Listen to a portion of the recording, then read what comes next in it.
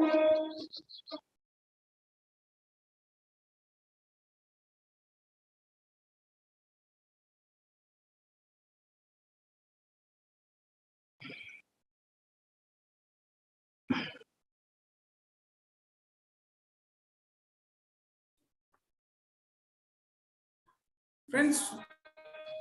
very good morning to you all.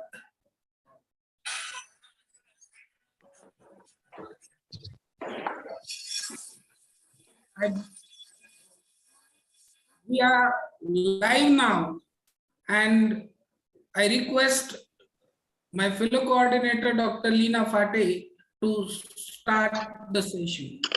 Over to you, Dr. Leena Fate. Thank you, Jajak sir. Good morning, everyone. Respected dignitaries, conveners, coordinators, esteemed resource person, benevolent faculties of various colleges, technical staff, and my beloved students. I, Dr. Leena Fate, Assistant Professor and Head, Department of English from Jawaharlal Nehru Arts, Commerce and Science College, Wadi, welcome you all on the 10th day of the online classes of BA Semester 4 Compulsory English 21-22, jointly organized by Department of English of Barrister Sheshrao Wankhede Mahavidyalaya Mohpa, Dr. M.K. Umathe College, Nagpur, Nabira Mahavidyalaya Katol, and Jawaharlal Nehru Arts, Commerce and Science College, Wadi, Nagpur. I welcome you all once again. We are honored to have with us Dr. Minakshi Ingle as a resource person. It is my proud privilege to welcome and introduce Dr. Minakshi Ingle Madam. Dr. Minakshi Madam is working as an assistant professor and head Department of English at HBT Arts and Commerce College, Nagpur. She has a huge experience of 22 years at undergraduate level and 2 years of teaching experience at postgraduate level for YCMOU. The title of her doctoral thesis is Man-Woman Relationship as reflected in the poems of Kamala Das and Nizam Ezekiel. She has published 10 research papers in reputed national and international journals. Apart from that, she has also shouldered many administrative responsibilities. She is IQAC Deputy Coordinator, member of Women's Cell, member of Cultural Committee in her college. She is a district chief of an international organization named Soka Gakkai, an organization working for world peace. In 2018, she received an outstanding faculty award in an international conference at Pattaya, Thailand. Very shortly, she will be publishing her 3 anthologies of translated poems. Today, Dr. Minakshi is going to conduct a session on the poem Polonius and Laertes by William Shakespeare. Over to you, Dr. Minakshi Ingle, Madam.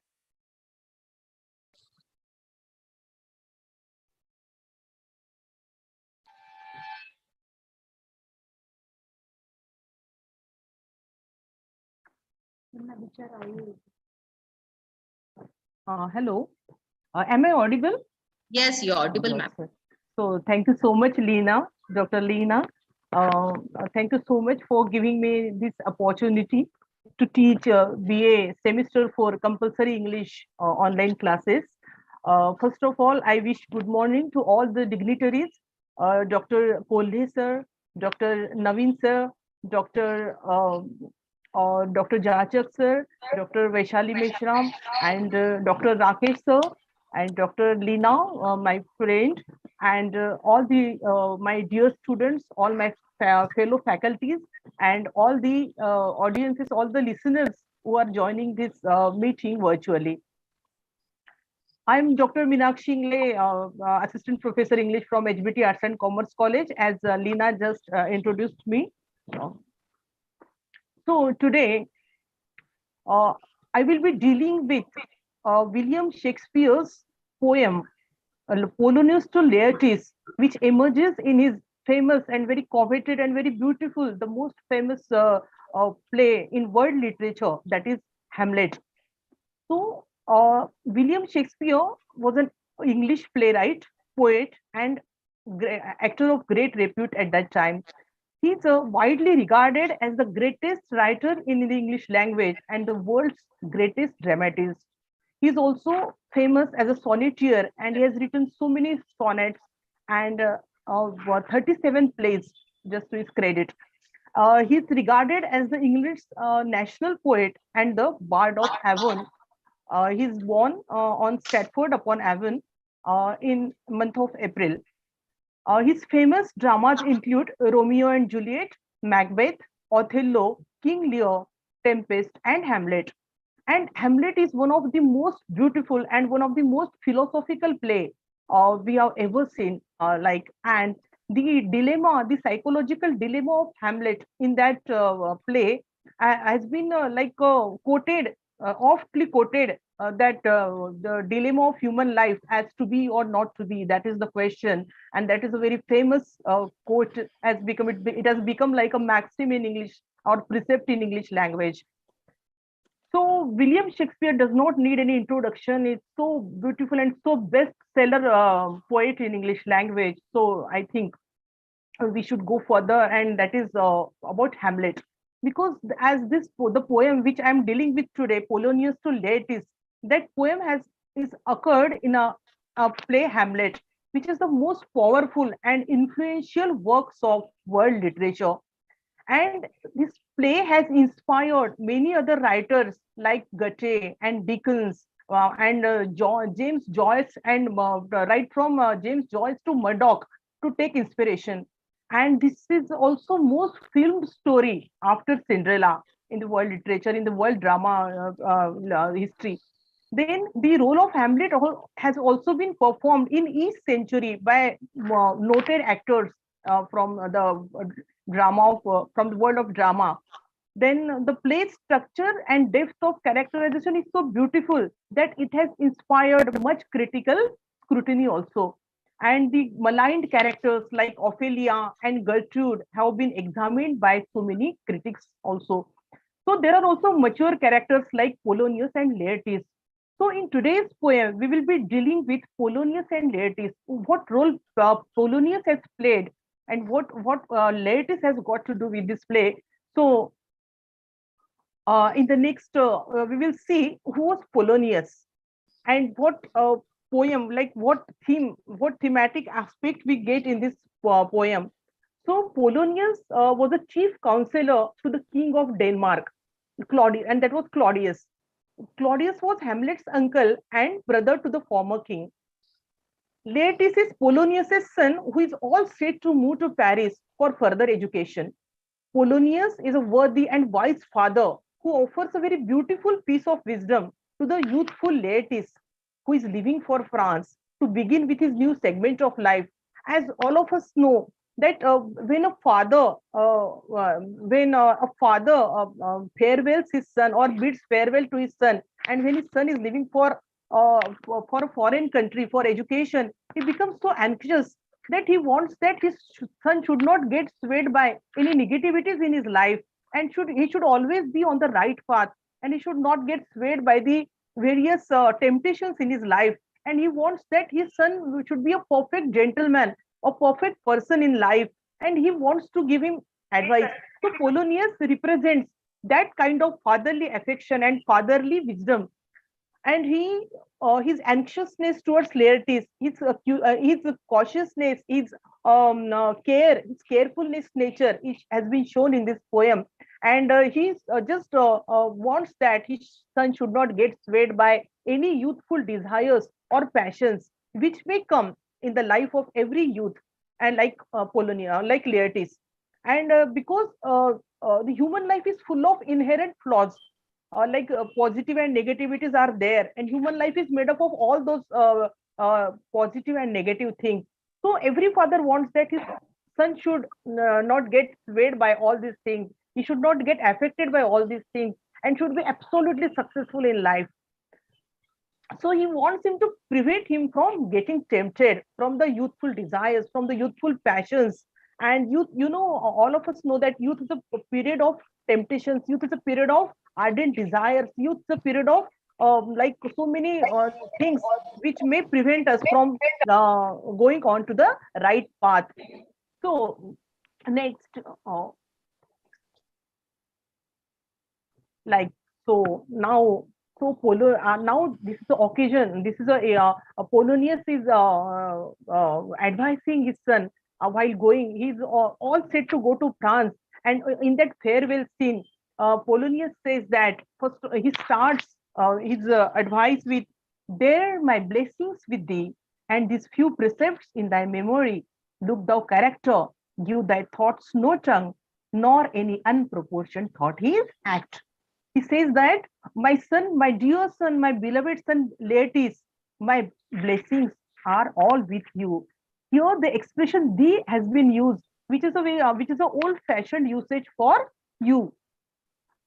He says that my blessings are with you, and these few precepts in thy memory, and I want that you should remember, you should recall, you should not forget some precepts.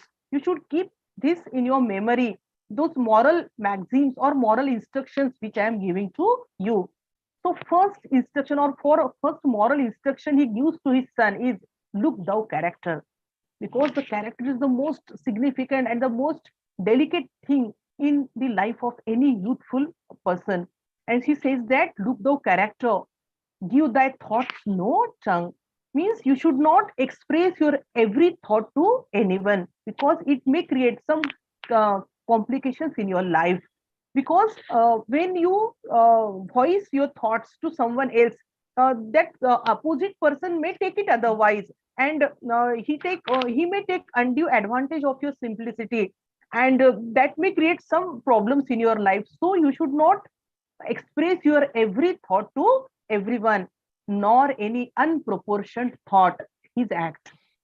And along with that, you should not act upon, means you should not take action regarding your every unproportioned thought, because human mind is full of proportionate and unproportioned thoughts, emotions and feelings. And so your every thought should be a very proportioned one, because if you take action upon your every unproportioned thought, you may have some problems in your life. So you should not act upon that. You should not give voice to your every feeling. So this is the first maxim, first precept he gives to his son Laertes, and that is very useful. And I think it is not useful for Laertes alone, but for all the youthful generation, even in today's times. Then in the secondly, he says that, be thou familiar, means you should be familiar to everyone.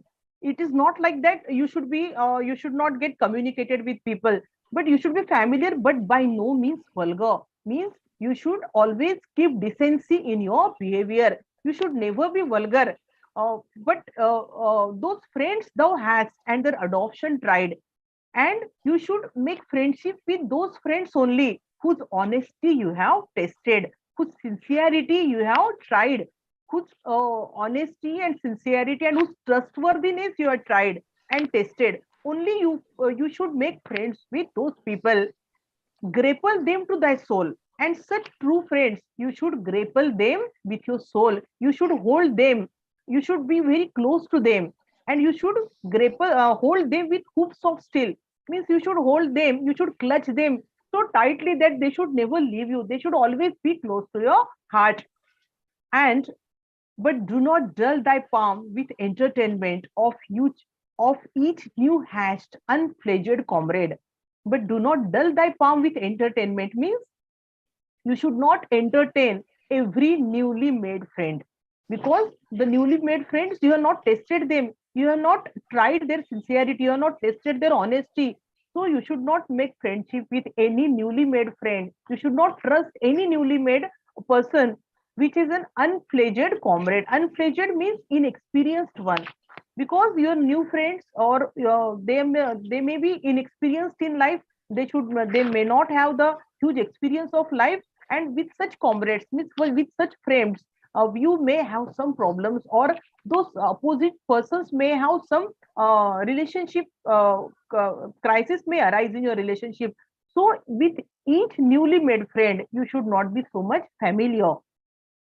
So this is also advice regarding the friendship. In the next one, he says, beware of entrance to a quarrel. See, human life is full of like positive and negative things. There, we have to face so many challenges in life, and in especially in a youthful period, we have to grapple with so many things. We have to battle so many negativities in life, like love, affection is there, quarrel is there, so many relationship crises are there, so many at your workplace also you have so many problems in your life. So at each and every moment of life, you have to grapple with, you have to battle with such with some kind of flaws or some kind of complications, like anything. But he says that you should not enter into a quarrel easily. You should not begin with a quarrel. You should never be the first person to begin a quarrel. But if some of your opponent or some of your enemy forcibly puts you into a quarrel, you should, but being in where that the opposed may beware of thee. Means if some person, if some enemy forcibly puts you into a quarrel, you should teach your opponent a lesson. You should create such terror in your opponent that he should never like again can think of even cheating you or even betraying you in your relationship. So in such terror or such fear you should create in your opponent. And then he says, give every man thy ear. Means you should respect everyone's opinion. You should respect, you should listen to everyone's opinion. You should take censure of everyone, but few thy voice. But you should not give voice. Means you should speak less and listen more. You should not you should be laconic in reserving your own opinions. You should not give voice to your every opinion, every emotion or every feeling, because that can also be in that case also you may have taken be someone may take the advantage of your simplicity. And so you just be a good listener, but don't be a frequent speaker. You should speak less and listen more. Then says that take each man's censure. Means take everyone's opinion, take respect everyone's opinion, but you should not be very hasty, or you should not be very like judgmental about everyone. You should reserve thy judgment. You should reserve thy judgment. You should not reveal your every judgment. You should not reveal your every emotion or every feelings to others. Next he says,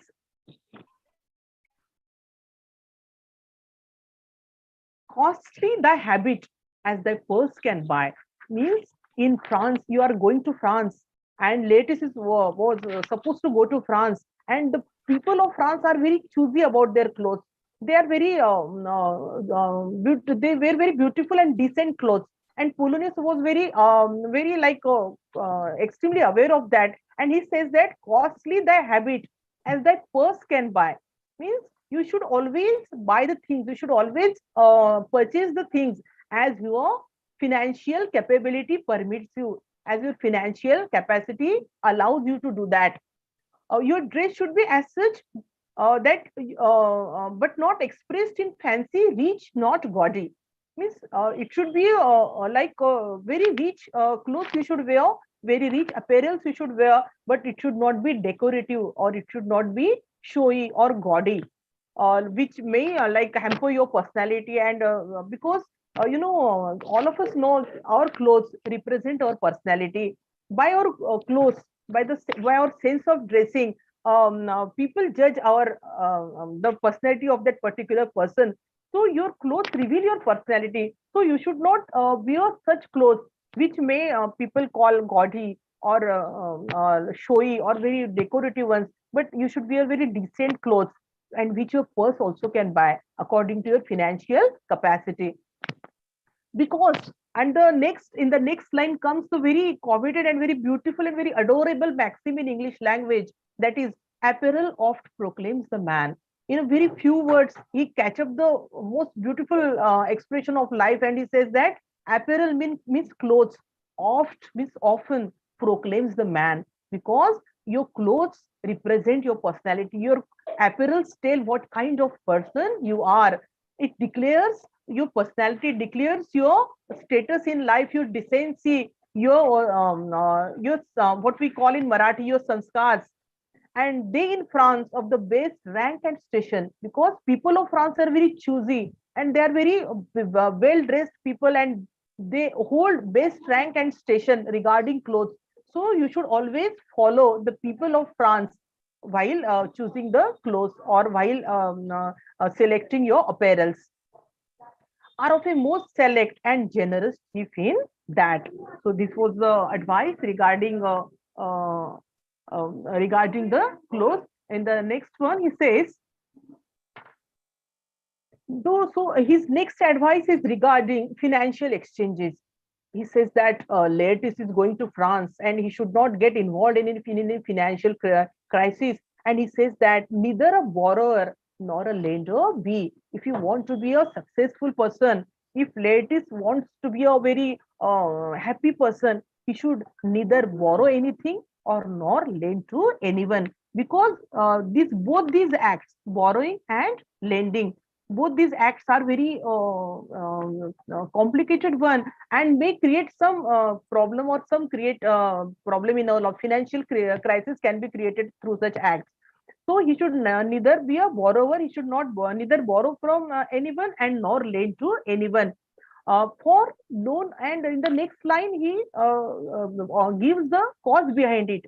For loan oft loses both itself and friend, because if we take loans from others beyond our financial capacity, and it may lose your friend, you may lose your friend, you may lose your friendship, and you may lose the finances also.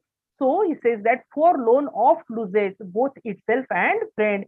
So if you do want to retain your friendship, if you want to sustain with your friendship, and if you want to sustain with your financial capacity, with your finances, you should neither a borrower nor a lender be, because loan often loses both itself and friend. And he also in the next line says that that has become also very famous maxim in English, that is borrowing dulls the age of husbandry. Husbandry means economy, or our habit of economy. Means in life we our the habit of economy really is very. कुठं काय उचलून राहिलं?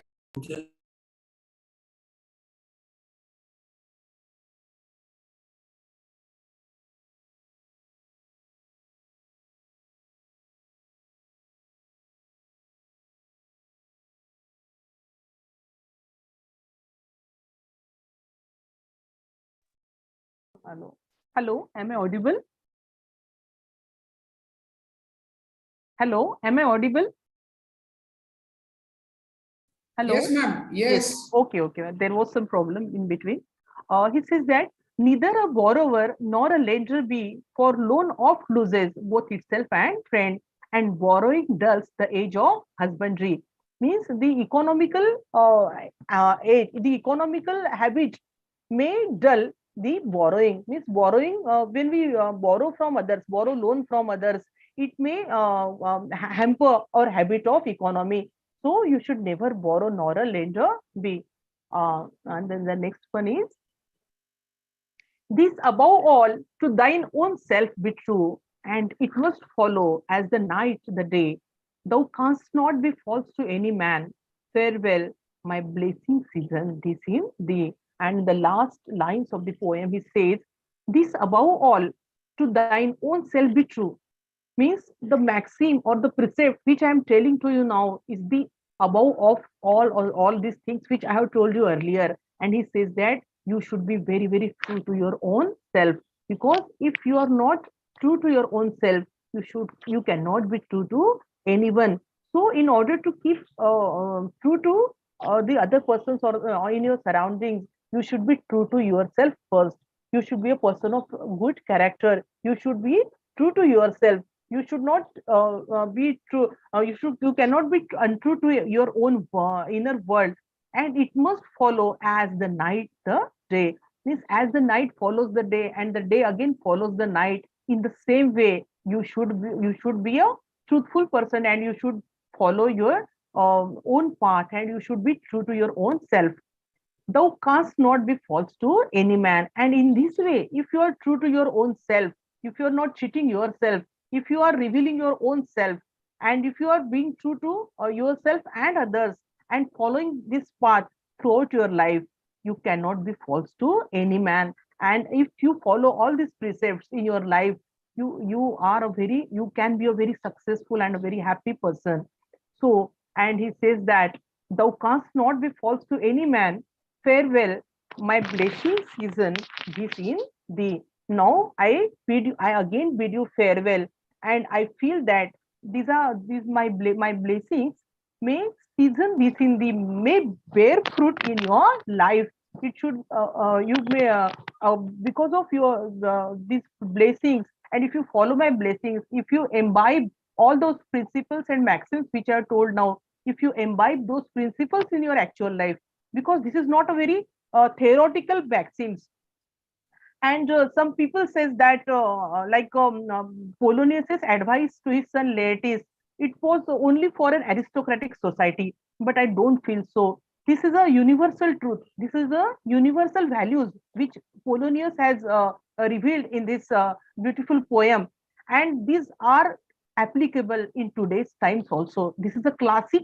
This has stood the test of time and place, and these are applicable, these values, even if today's youth also follow these values in their life, they would never be unsuccessful in life, they would always be successful.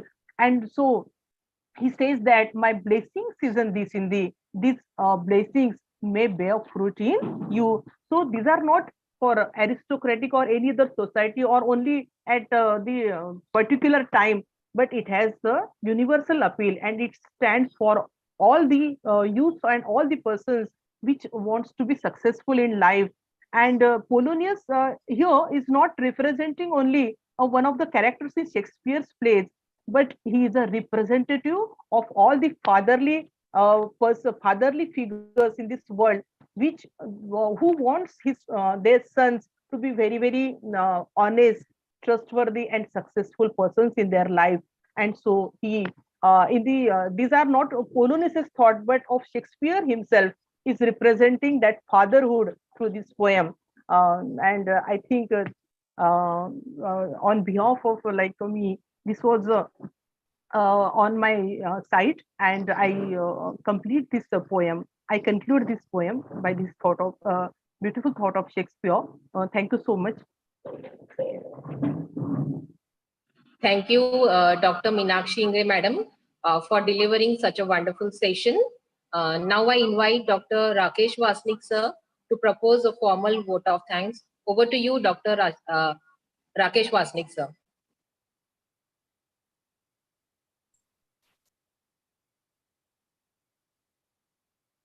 Unmute yourself, Wasnik, sir.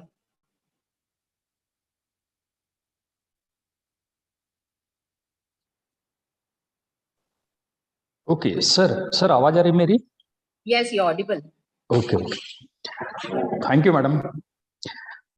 Good morning, all the respected dignitaries, all the principals of 4 organizing colleges, coordinators of this online program, faculties from different colleges, technical staff, and my dear students. A lovely morning to one and all attending this virtual platform, and I am honored to propose the formal vote of thanks. First of all, I am thankful to all the principals of organizing 4 colleges, Dr. Kolhe sir, Dr. Naik sir, Dr. Naveen sir, and Dr. Burkar madam. I extend my heartfelt thanks to the chief coordinator, Dr. Ajit Jachak sir, other coordinators, Dr. Vaishali Mishram madam, Dr. Pramod Salame sir, and Dr. Leena Fate madam. I express my sincere gratitude to Dr. Minakshi Ingle madam for delivering such a wonderful lecture on Polonius to Laertes. Thank you so much, madam. Certainly, the students must have been immensely benefited by your talk. I, Dr. Rakesh Vasnik from Yashwantrao Chauhan Arts, Commerce and Science College, Lakhandur, and on behalf of all the 4 institutions and on my own behalf, would like to express my sincere gratitude to you, Ingle Madam, for accepting the invitation and sharing your valuable time with us for us. I am thankful to all the 4 coordinators for providing such a great opportunities to every one of us. I express my sincere gratitude towards the faculty members from different colleges for joining this virtual platform. I am thankful to Dr. Leena Fate Madam for conducting today's session. Thank you, Madam. I am also thankful to the technical staff for their assistance for a smooth conduct of this program. Last but not the least, my special thanks to my dear students for attending the session. Now, with the consent of the coordinators, I declare that today's session comes to an end, and tomorrow we will again be together for the new lecture on the topic nature by Dr. Vaishali Meshram Madam. Thank you all. Vasnik sir.